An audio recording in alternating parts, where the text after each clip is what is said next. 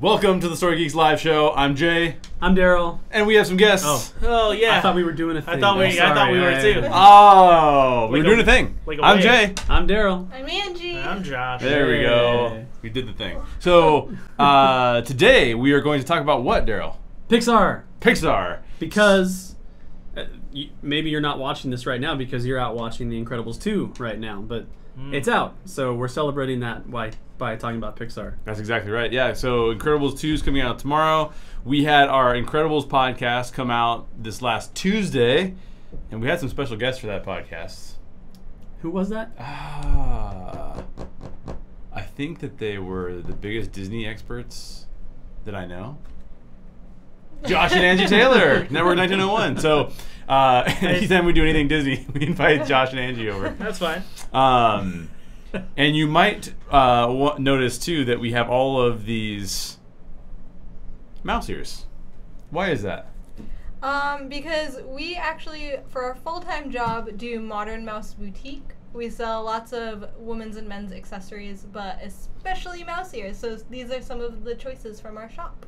Yeah, exactly. So, and they had a really fun thing happen this week because a certain pop star named Ariana Grande got engaged this week. A certain pop star. You might have heard of her. Yeah, you may have heard of her. She's only like the biggest pop star that's out there right now with a brand new album. And to Pete Davidson, who's one of the premier SNL guys. That's right. Yeah. That's right. And only after like a month of dating, I think they dated for like a month. Yeah. You know what millennials do. It's the way the celebrities do it. So, anyways, all that to say, Ariana Grande, with the picture of her ring on, was wearing Modern Mouse Boutique created ears. So it was very literally, exciting. you guys created those ears. Yes. And Ariana Grande, they found their way to Ariana Grande's head.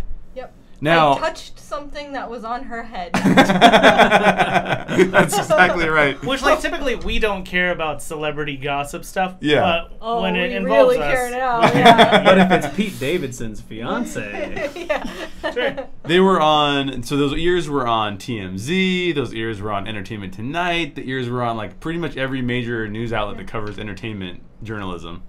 And what were the ears? What were the actual ears? They were Leia inspired, so they looked like her buns. Ah, yes. So the classic cinnamon roll bun Yeah, exactly. ears.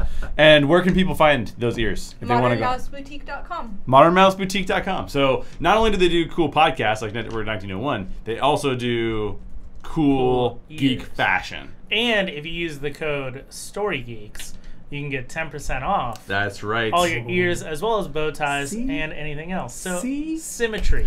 I think we call that people helping people. So, yeah, exactly. So yeah, so you can get 10% off. So 10% off if you use code Story Geeks. That's one word actually, Story Geeks. And you guys are all Story Geeks, so you guys can get that discount. Also, we have our own shop open now, so you can get T-shirts just like this one. The Story Geeks T-shirts, those Reclamation Society T-shirts. There's Raylo T-shirts inspired by our conversation with Shannon McCarter From Network 1901. From Network 1901. So obviously we are very close to Network 1901. So very happy about that. But we're going to dive into Pixar stuff. So today's conversation is going to be mainly focused around two things, and we want you guys to weigh in. Those two things are going to be the deepest Pixar film. When we look at Pixar, they create a lot of really deep films. They're kids' films, but they're really deep films. Like, there's really deep themes in all their films. And so we've each come up with our deepest Pixar film. And then we also we're going to talk about our favorite Pixar film moments. So that should be fantastic. We'll each go through that, but so that's what you need to do. You need to come up with your deepest Pixar film and throw out options in the chat. Just throw out as many options as you can. If you haven't said hi yet, make sure you say hi too. And then also, what is your favorite Pixar film moment? that's a hard one. That is a hard one. Really difficult. I did it, but man, it's hard. So Josh is the only one that knows what we all chose. It's true. Because Josh is the production expert, and our normal production expert, Freddie, had to work tonight. So Freddie, shout out to you. Right. Hopefully you're having a great time at work. Freddie He works works at Disneyland, so don't feel too bad. Yeah. Still not a million subs. He's pretty either, happy so- right now. No, yeah, you haven't seen his face, but trust me, if you saw his face, you'd instantly break out in a smile because he's a nice guy. I don't know. But if you want to go, you can actually go order your ears. Use code Story Geeks and then go see Freddie at Disneyland. Yes. Oh, dang. But not Yeah. right now. Right now, you watch this Yeah. and we talk about Pixar. That's right. So before we get into the actual moments that are actual films and moments that we chose, what are some of the ones that you guys were considering as you started to think about this? Angie, what were some of the we'll go with deepest film first? When you were considering some of the deepest films, like what were some of your criteria? What were you thinking about when you were thinking about deep films from Pixar? Honestly, I think I could pick really deep meaning in every single Pixar film. I was struggling between the one I chose plus WALL-E and Coco. Oh, interesting. But am I revealing the one I No, chose yet? no, don't reveal the one you chose yet. Just Okay. talk Cars about. So but yeah, so for Coco, I think just the whole idea of like family bonds and like having dreams and the whole idea of Miguel trying to like live up to this dream and this drive of being able to play music, and it ended up like bonding him with his family in the end, and it was like but it was a very deep bond. Yep. But I ended up going with something else. Okay. Yeah. I like that. Coco also has that multi-generational Yes. component to it, right? And also some pretty deep spiritual commentary Yes. as well about people being remembered, and as they're remembered, they're in this spiritual realm, and then as they're not remembered, they kind of disappear. Pretty deep stuff in that film for sure. What about you, Josh? What are some of the ones that you considered? What are some of the things that you thought about? I thought about Coco. Okay. Thought about Inside Out. Yeah. I thought about WALL-E. WALL-E is like my favorite film from Pixar. I thought about almost all of them. All of them have a lot of great like lessons involved in them. And I think you'd be surprised at what I picked in the end of it. But I really love one that was a runner-up for me. Yeah. Was Monsters Inc., which I don't think was on anybody's radar. Wow. But I felt like the idea of like friendship and bonding, and the other stage of like getting over your fears. Yeah. From Boo's side of it. So just a lot of great things that are happening in all these different films, and I'm excited to get into them. Yeah. Well, one of the things I really like about Monsters Inc. too is he's dealing with like these almost like what societal's norm says is you're not supposed to protect this little girl, but he knows he needs to, and so he's actually going against the societal norms. It's just so you're right. Every Pixar film you bring up, it's like wow, this is really deep. Yeah. What are some of the ones you considered, Daryl? Actually, Monsters Inc. was on my radar. Oh, I okay. did consider it. Yeah. I also considered Coco and WALL-E. I mean, basically all the ones that have something very deep and social to say, which most of them do. Most of them do, yeah. Most of them really do. In the end, I kind of went with something, I won't say what it is yet, but I went with the one that seemed to teach me the most about life, or kind of about myself. Okay. So I like that. Yeah. Okay, so before we reveal ours, then before we reveal deepest film, let's reveal just really quick favorite Pixar film. So you, Josh, because you said it already, you said WALL-E. Yeah, WALL-E for sure is my favorite Pixar film. Favorite We're Pixar gonna film. have to come up with that. I know. Sorry. Yeah. What would you say, Angie? What's your favorite Pixar film? Coco. Okay, Coco. Coco. Okay, yeah. awesome. So you've already both said that those are runner-ups for Yes. depth as well. So those are your favorites. That's cool. That's really cool. Do you know what yours is off the top of your head? It's either Monsters Inc. or The Good Dinosaur. I'm leaning towards The Good Dinosaur. As your favorite I know. Pixar film. I know. Wow. Don't you hate The Good Dinosaur? Dude, I am not a fan of The Good Dinosaur. No, here's the thing. Yeah. Here's the thing, because I feel like, this is my reasoning for not liking The Good Dinosaur. I feel like it was rushed. Obviously, they changed directors in the middle of it. Yeah. It has very Lion King-esque ideas about it. Sure. In that realm, I understand why you would choose A Good Dinosaur, because of that kind of like coming of age, overcoming the obstacles that maybe you've set for yourself or that your family have set for yourself, and becoming your own person and growing up. Yeah. There's a lot of stuff like that in it. Yeah. I would say though, out of Pixar, Finding Nemo does somewhat similar themes. Oh, okay. But I think it comes from both a parent side and a kid side. And I think that I would see your kids loving The Good Dinosaur and then you loving Finding Nemo, because you're the same lesson but from two different perspectives. My reasoning for The Good Dinosaur is different. Okay. That's all I can tell you right now. Okay, yeah, we'll get to it. It's funny because so as I was considering like runner-ups for what I was going to choose for the deepest film, I actually, like you're saying, Angie, found something deep in every single film. And then I was even reading up on some of the plots. Like, I want to just remember this a little bit better than I remember off the top of my head. And I just kept reading these things. I'm like, oh, I forgot about that. My favorite Pixar film is Toy Story. With like in quick succession, I don't even know how to take Toy Story and separate it from Toy Story 2 and 3, because I think those are both fantastic.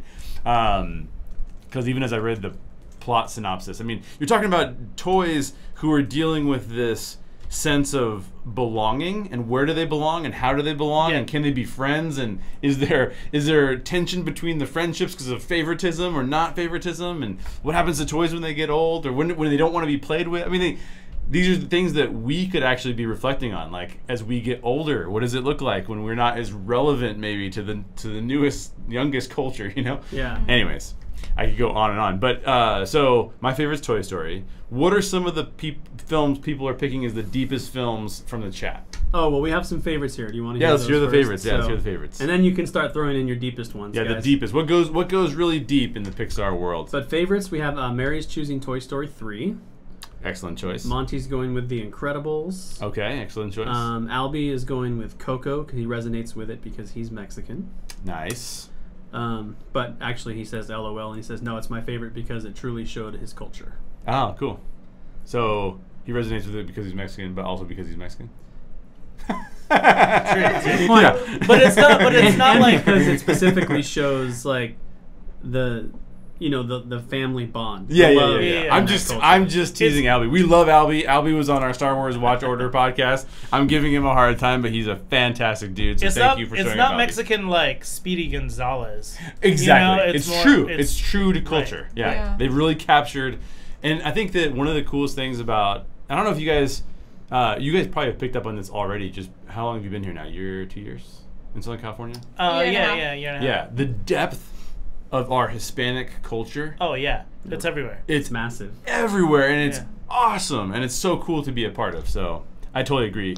Coco takes that to an extent that I don't think we have really previously seen before, except when it's kind of maybe being made fun of in the past. Yeah. And that's not cool. So. Yeah, they just do a really good job of like they use it as a way to tell the story, like the culture and the family bonds, but it's also actually a really big part of the story without it being like too much in your face about it. Totally. Great choice, Albie. Great choice. What are some of the others? Lots of love for Toy Story. Okay, Toy Story.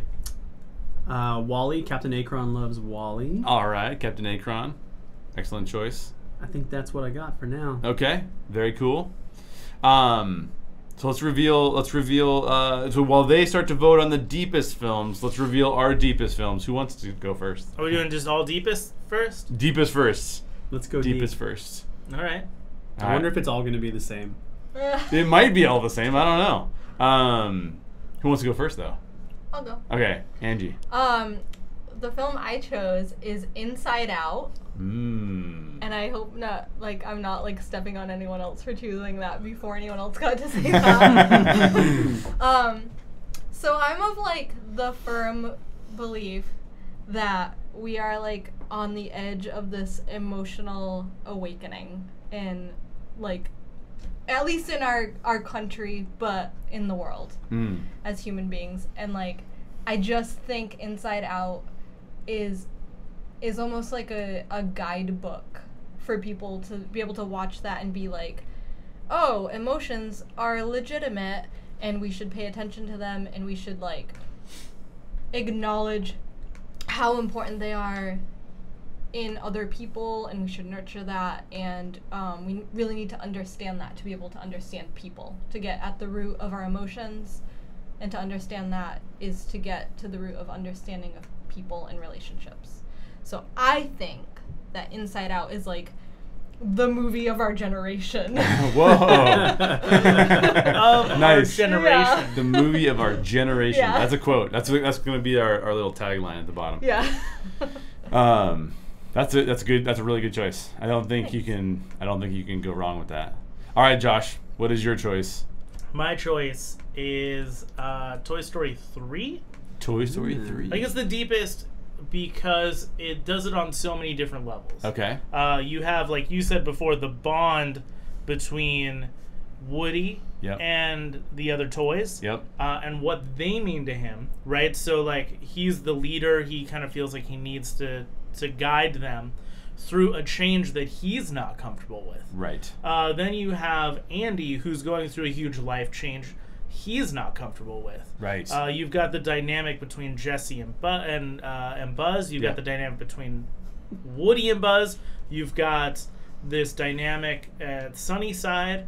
And then, you've got so many moments within the film that are very existential crisis real, right? Like, so many people point to the incinerator where, like, on your deathbed, what do you do? Which is frightening. And then you've got Woody who escapes, and does he go back and help his friends, or does he live free? Or, like, obviously he's not going to be able to be with Andy, so what does he do? There's just so many little stories that are all going on at the same time. I really love Toy Story 3. And of course, it wouldn't work without the other two films before it. Right. So you have to have the 4 hours of film before it to have those 2 hours that really ended incredibly. And that's why I think Toy Story 4, questionable decisions, but we'll see. We'll see where it goes. Yeah, sequels are always so tough because if you're, like, we've talked about this before on the podcast, but if you're going to take characters through multiple arcs, that's very difficult to do. And Toy Story handles it magnificently. Daryl Smith, what's your deepest film?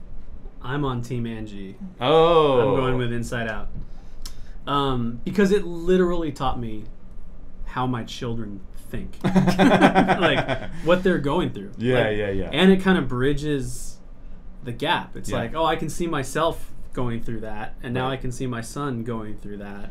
But isn't it, I mean, it's what you went through. It explains how a kid's brain works at that age. Yeah, and it triggers you to remember going through that. Right. And all the memories and stuff like that. So it's incredible. And Mary makes a good point. She says emotions are definitely important, but we can't always let emotions run our lives because they're not always factual. And that's true. But for kids, they are. Like, that is what runs their lives, at least at a certain age. And so I just felt like, man, I understand my child better after watching this movie. Oh, wow. I understand my child better after watching this movie. That's pretty powerful, too. Yikes. That's powerful. So am I the only one left? You're the only one left? Yeah. Man. Cars 2.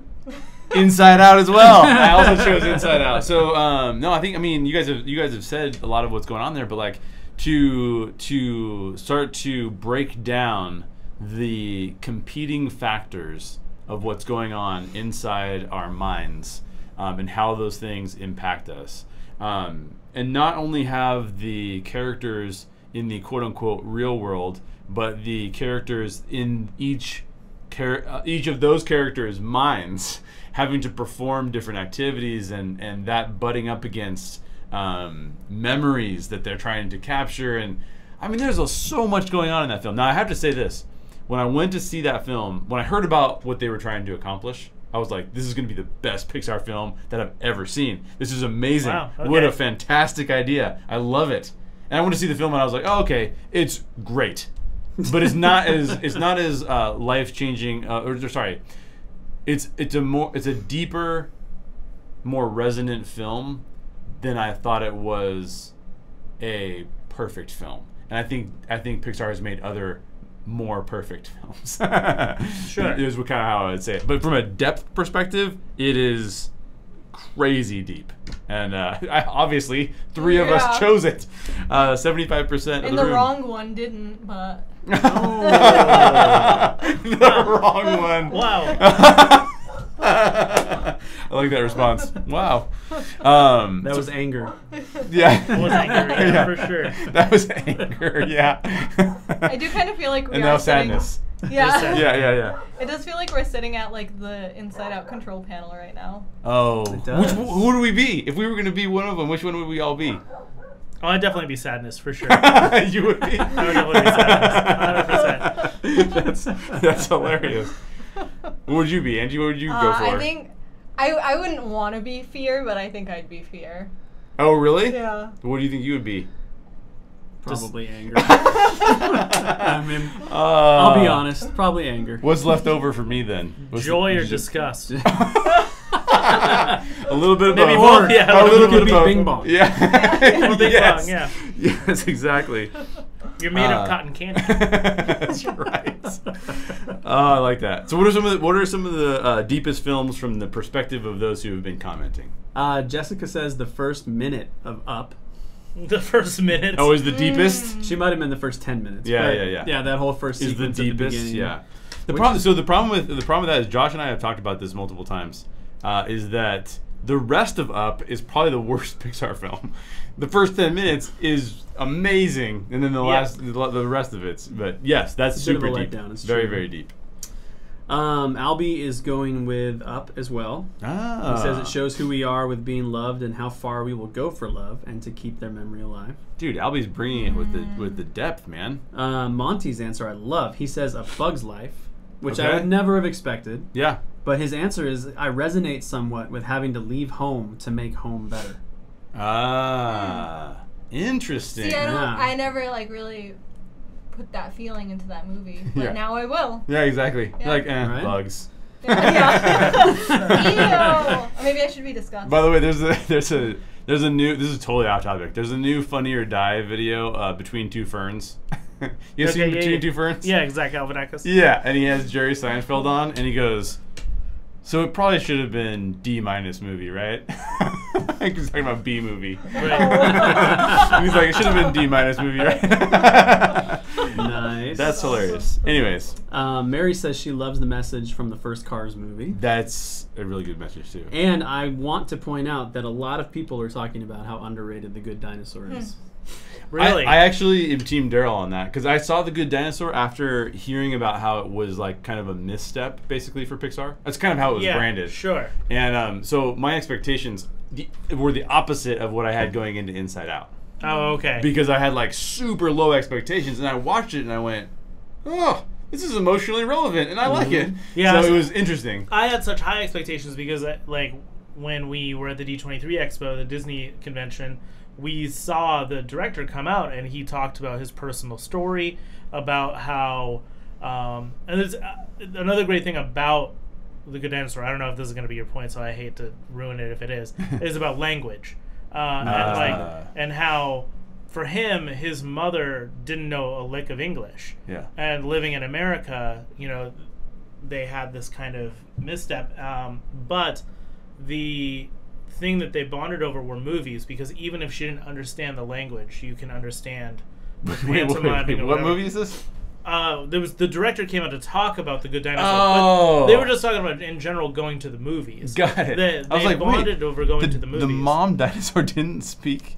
I was very confused. No, the Sorry, mother of the director. I missed. It's my fault. Sorry, the mother of the director. yeah. So like he had this huge thing, and so it gave me such like a feeling of like this movie is going to be great and it's going to be all about language and stuff, and it wasn't that. Yeah. So I went in with a greater expectation of The Good Dinosaur than I probably should have. Yeah, that makes sense. And actually, to Albie's earlier point, I almost had Coco as like one of my runner-ups because I thought that Me too. because of the legacy in that film and because of the fact that it addressed so many different areas of life. It addressed purpose. It addressed calling. It addressed spirituality. It addressed our relationship to our past. That's a fantastic movie. Plagiarism. Yeah, exactly. I would say Ratatouille is a great film too because it showcases that you can be anything you want to be. Like it's very Zootopia in that way that it's like you're a rat, so you can only be this. Yeah. And but he has bigger dreams, and that if you work hard enough at it, that you can accomplish that. By the way, if we had been able to include Zootopia in this conversation, that probably would have been my number one deepest film. and probably my favorite too. It'd be up there for me. It'd be up there for me, but I don't know if it would have made the cut. Yeah. No. Okay. Inside Out. Well, let's break out into our favorite Pixar moments. So these aren't necessarily entire films. So as you're in the chat, be sure to put out there what your favorite moment was that occurred within a film. I don't know if it's going to be, 3 out of 4 saying the same thing. Now, did you pick yours before or after we picked ours?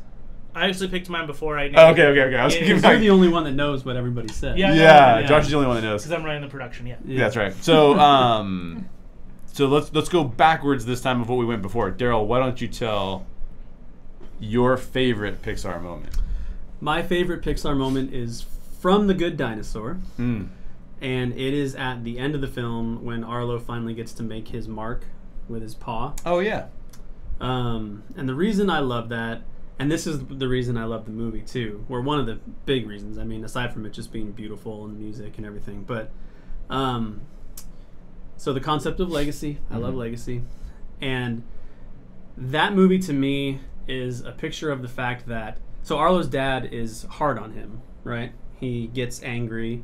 He pushes him too hard. He doesn't understand him as well as he could. Right. And then Arlo loses his dad. Spoiler alert, sorry. And wow, thanks. Yeah. But it is a Disney film, so you shouldn't expect the parents to survive. That's true too, yeah. And by the end of the movie, Arlo is putting his mark up like his dad always wanted him to. And the positive things about his dad are the things that have lived on. So it's this idea that even if you're not, and this is why it resonates so well with me, even if you're not a perfect parent, there is hope that your legacy will be a positive legacy. That's cool. That's really cool. That speaks to me in a huge way because that's how I hope my sons will think of me, Well, now it's my favorite moment, too. No, sure. No, you gotta pick something different. That's interesting, too, because just as you were saying, it made me think, like, at the end when he puts his print, like, he could have been resentful towards his dad for, like, making him have to go through so much. Exactly. But instead he was like, no, this is worth it. This was the journey that needed to happen, and I'm going to live up to that. Yeah. That's awesome. That's awesome. Josh, what is your favorite Pixar moment? All right, favorite Pixar moment. So imagine this.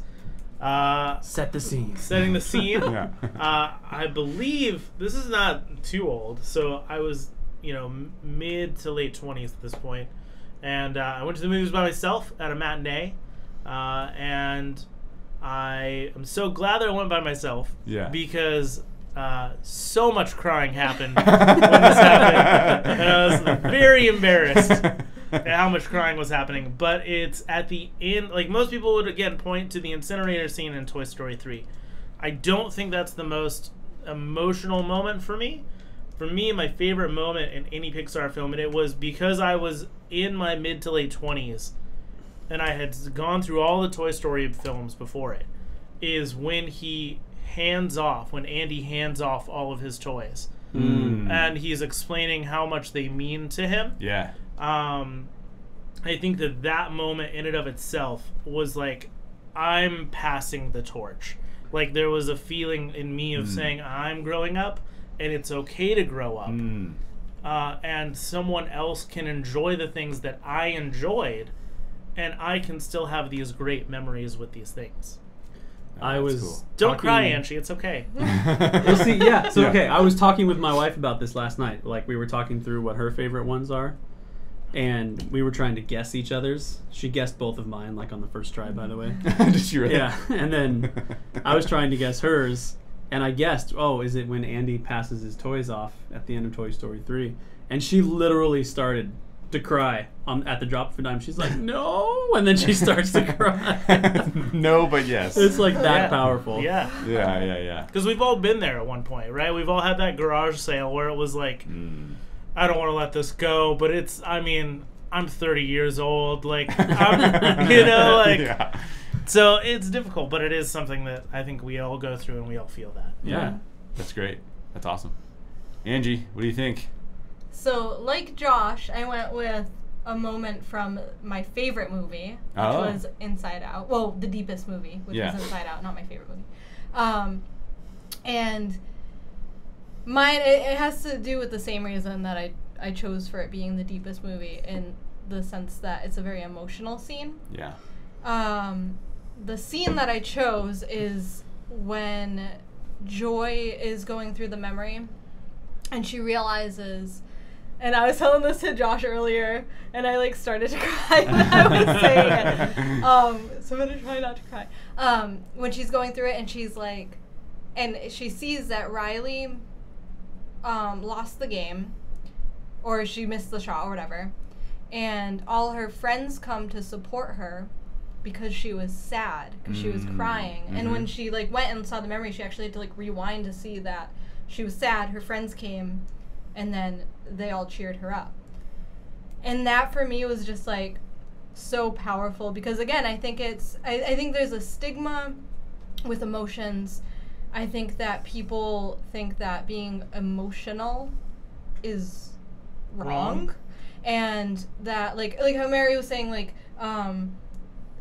it's sometimes emotions are wrong, but we need to pay attention to what those emotions are so that we can figure out and understand how to deal with them. And that was like kind of that moment. It was like this moment of clarity, this moment of understanding of like, oh, this is how people tick. And it's not like just being happy isn't what we need to like present to the world all the time, because deeper connections come when we can show everyone everything and come together to understand each other. That's awesome. I want to, speaking to back up your like dealing with the emotions, right?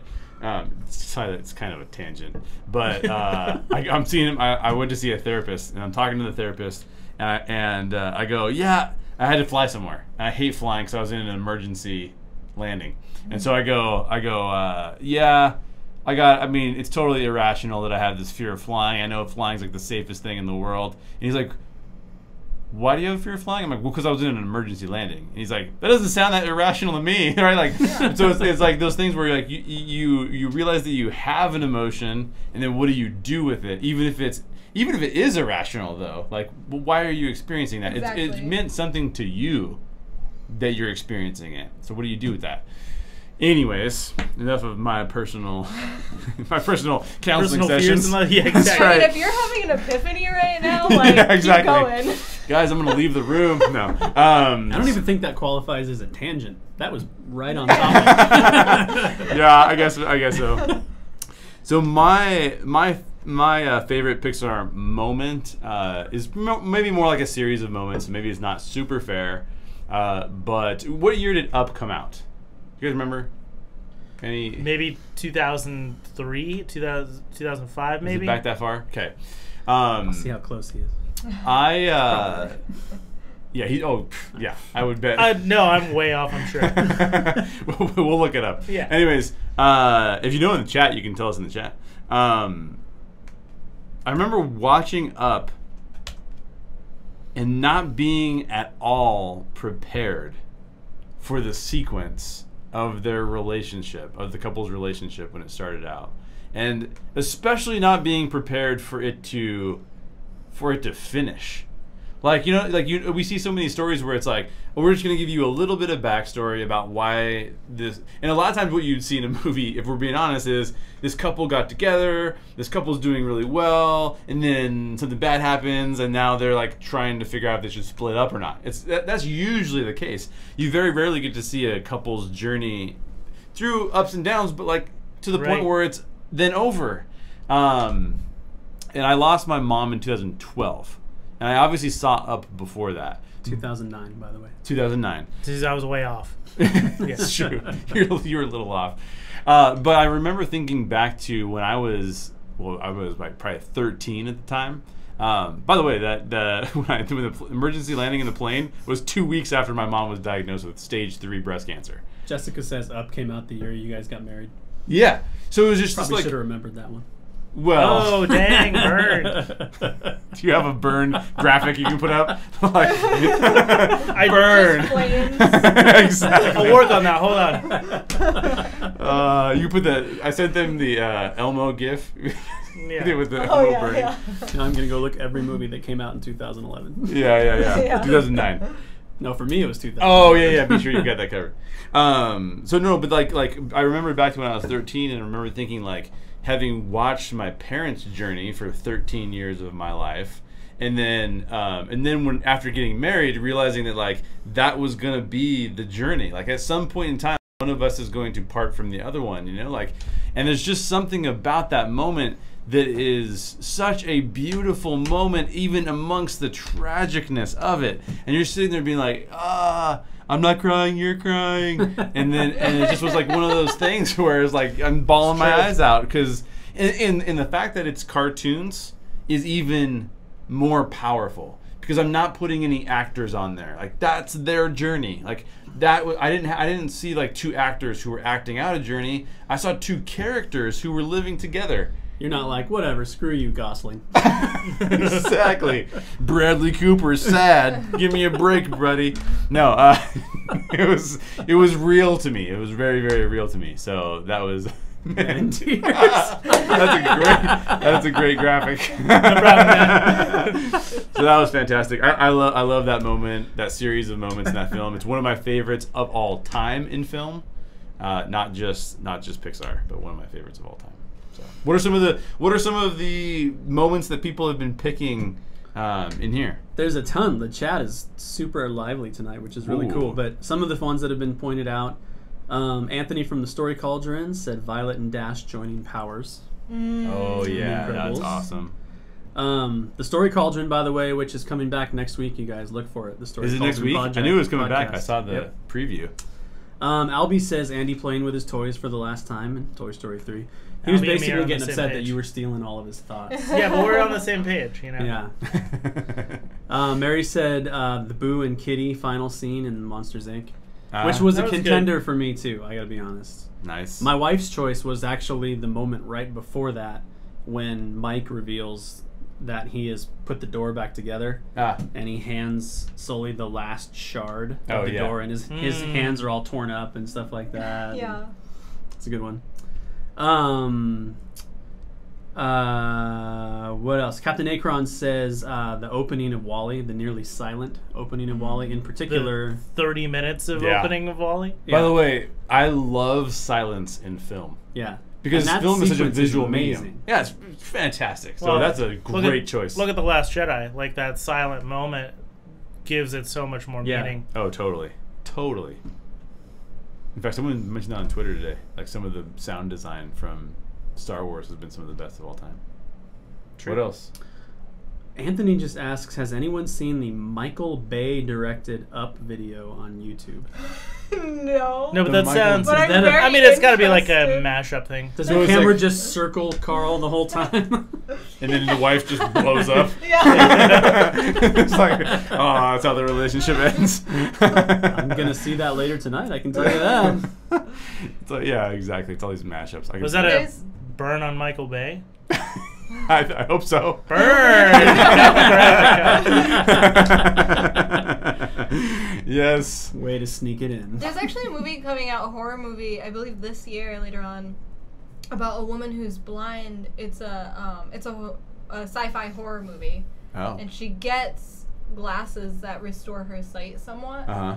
And she sees people and ghosts. Oh, but she can't distinguish between what's what. Yeah. What is this movie? And it's completely not one line of like spoken word. No way. Yeah, remember what it's called? That's awesome. No, but I'll have to. A Quiet Place 2. Yeah. Even quieter. Yeah. Especially quiet. Directed by Michael Bay. Oh, there should not be a Quiet Place 2. I haven't seen it yet. I'm so torn on that. No spoilers. Apparently they're working on one, but... So a couple plugs. Josh and Angie do a live show. Is it still going to be on Saturday mornings when it comes back? We're trying to figure it out. Got it. So it's going to come back in July. Definitely going to want to check it out because we even adapt our live show after checking out the cool stuff that they do. So definitely adapt. Yeah, adapt. Copy. Steal. Plagiarize. we are the character from Coco that's stealing all the songs. No, but check out Network 1901. I know a lot of you guys are already fans of Network 1901, but go subscribe to their channel. Check out everything that these guys are doing. They're also doing some really great videos. What's some of your latest content? I know you had a Disneyland annual pass holders, Modern Mouse. Yep, and then we did.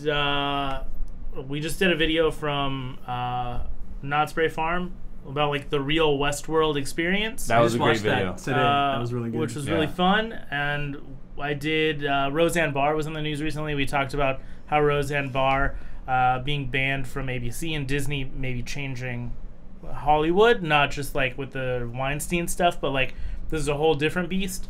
We are just about to launch a brand new comic book related website or related podcast. Nice.